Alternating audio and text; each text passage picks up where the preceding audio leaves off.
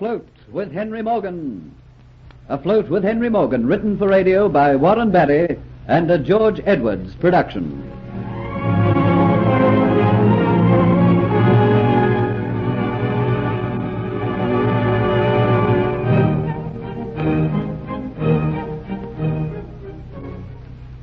Dolores and Diaz are successful in taking from Morgan's cabin the Aztec necklet, but a seaman named Matthew, who discovers them, is killed.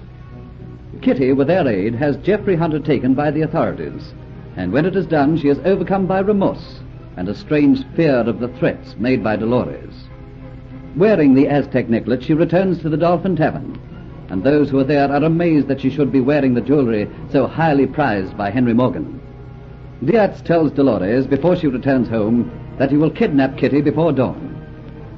Captain Morgan and Colonel Atterbury wait in the grounds for Dolores to return. In the stillness, they hear the carriage approaching afar off, and they move to the veranda to enable them to see Dolores at closer quarters. Suddenly the door opens, and they're confronted by Sir Thomas Montfort, who demands to know what they are doing.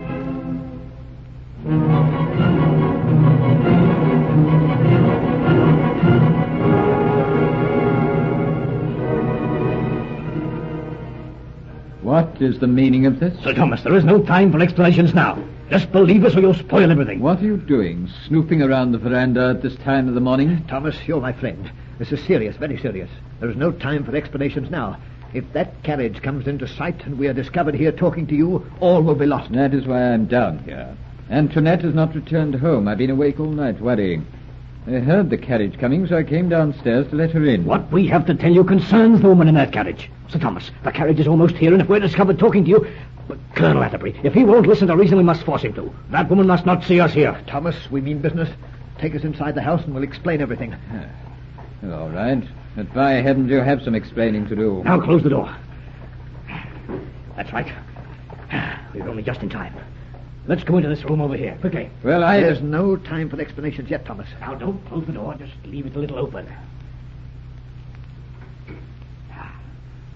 We'll be able to watch her go up the stairs. As for you, Sir Thomas, if you call out or raise your voice to this woman, I promise you'll be sorry for it. She's going up the stairs now. Can you see her well enough to recognize her? No, confound it. It's too dark.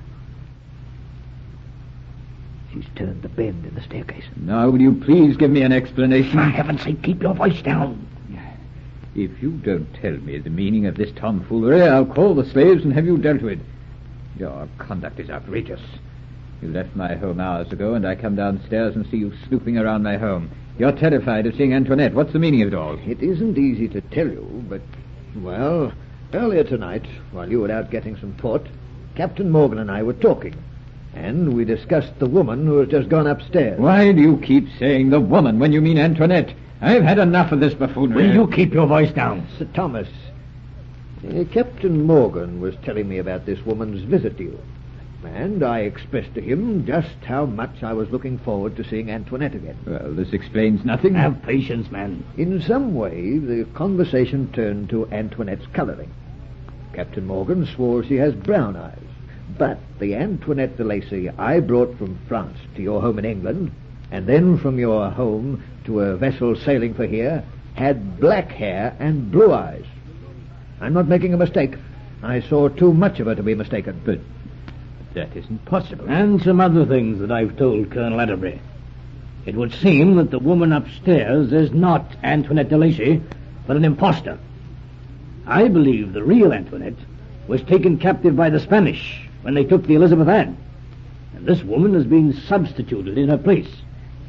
Not only is she an imposter, but she's a spy. That's why we returned tonight.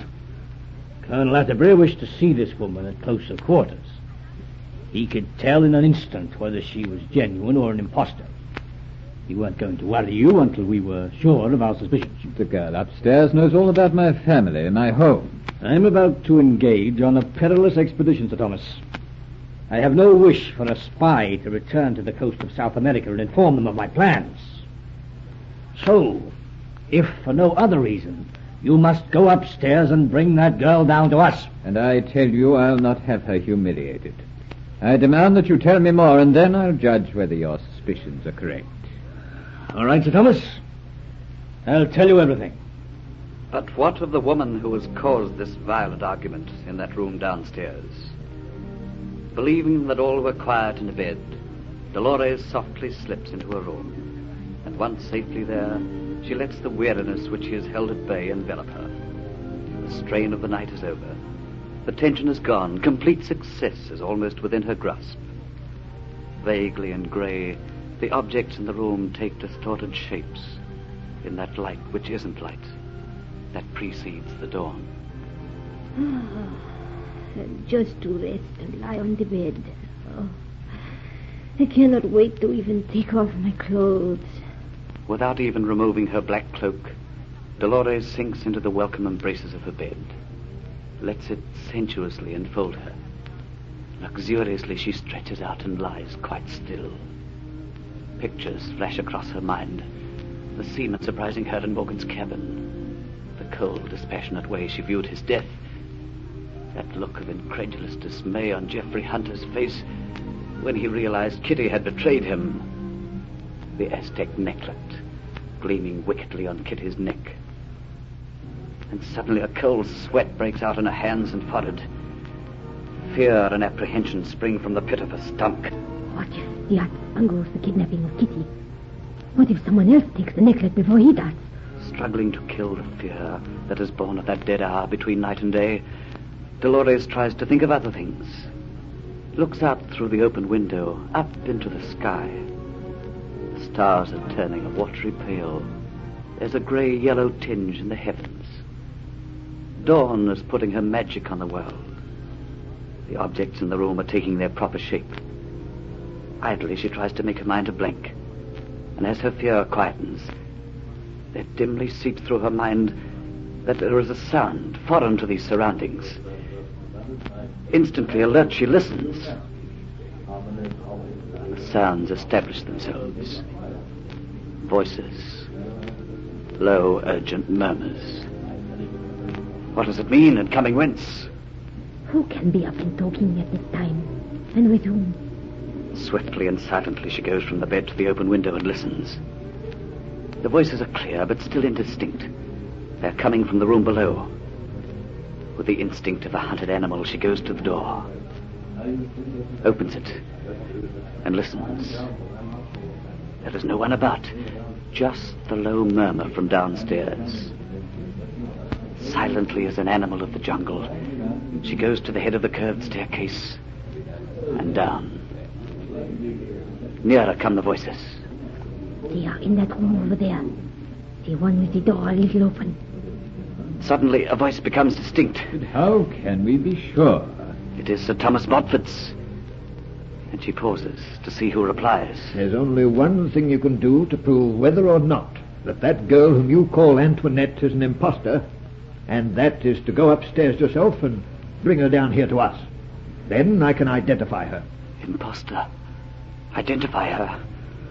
Ominous words. Words of doom to Dolores. This strange voice she doesn't recognize. To whom does it belong? That doesn't matter.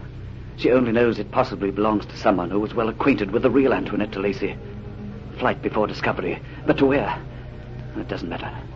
Escape from out of the net which threatens to enclose her. Her only plans are immediate. Down the long passage, out through the kitchens, into the yard at the back, over to the stables. By some delay, the horse has not been taken from the carriage in which she returned. The drowsy slave attending to it turns in amazement to her. With a savageness born of panic, she thrusts him to one side and leaps into the coachman's seat, grabs the reins and urges the high-bred horse into activity. Back in that front downstairs room, Morgan and Colonel Atterbury wait to hear Sir Thomas Montford's reply to the Colonel's demand. Well, Sir Thomas, what are you going to do about this? It seems to me that Colonel Atterbury's request is a very reasonable one, and it should, for once and all, remove any possible doubt, or else confirm our own suspicions. Oh. Well, after all that you've told me, it seems to be the only thing that I can do. And I don't know, I don't want to be hasty about this. You see, it's like this. If the girl is innocent, it seems a very humiliating thing to do to her. Look, I suggest, Captain Morgan, that we wait until breakfast time, and then you, Colonel Atterbury, could come casually over to the house and see this woman. By doing this, you would put no doubt in her mind. Can't you understand if I go upstairs now and bring her down to you both at this late hour in the morning, and then find out that you were mistaken? Sir Thomas, after telling you all these things, surely you must believe that we're right. We can't be wrong. Why, that story she told me when I found her in my cabin aboard the Flying Gull. She said that you'd sent her there to take the Aztec necklet. Surely, Sir Thomas, that must prove that there's something suspicious and wrong about this girl who calls herself Antoinette de Lacy. Let's get this business over once and for all. Go upstairs now, Sir Thomas, and bring her down for Colonel Atterbury to identify her. All right, What's that? Look, there, a carriage, going down the driveway. Let me see. Why, look, Sir Thomas. It's light enough to just make out who it is. It's that girl up there in the coachman's seat. She's driving down the drive. She's heard us talking. She knows that we know about her. This proves that our suspicions were right. But she must not get away. We must catch her.